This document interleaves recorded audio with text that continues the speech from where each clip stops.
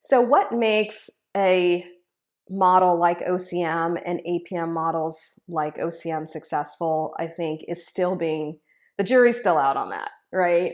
I think there's a lot of trial and error happening. I think that there are some fundamental concepts that definitely make a difference, i.e. utilizing an outcomes-based clinical pathway tool, whether it's NCH's tool or another tool that's out there, and making sure that you're adhering to those pathways, right, in a reasonable adherence rate. Generally speaking, that's about 80% on pathway versus off pathway. So that is being that if you think about a cost pie for oncology, the biggest piece of that pie is drug costs. So those clinical pathways are extremely important. I would also say that practice transformation is extremely important too. So, and that's not just implementing programs, but it is actually being a cohesive unit within a practice to implement those programs, right? Everybody has to be on the same page. There is a mindset shift that needs to happen.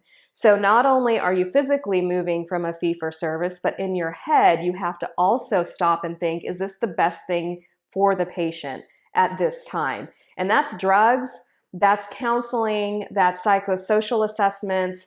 I think paying attention to what is happening around the patient other than just their cancer treatment is extremely important as well.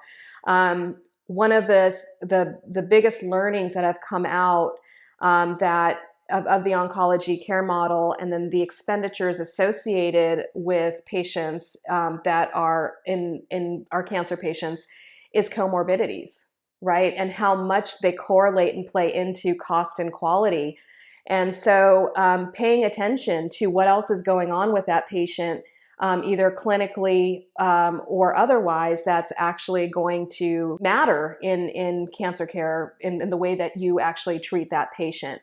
So it's taking a much more holistic approach to the patient versus how in a traditional fee-for-service environment, you're looking at treating that patient in somewhat of a silo effect, right? I'm the doctor, I'm gonna put them on this drug. I'm the navigator, I'm going to help them get from one phase of their cancer journey to the next, right? I am the chemo nurse, so my job is to just manage chemo. That sort of mentality is not necessarily what's going to create success in any sort of alternative payment model and the shift into value-based care. And it certainly is not what is creating success within this models for practices that have been able to be successful.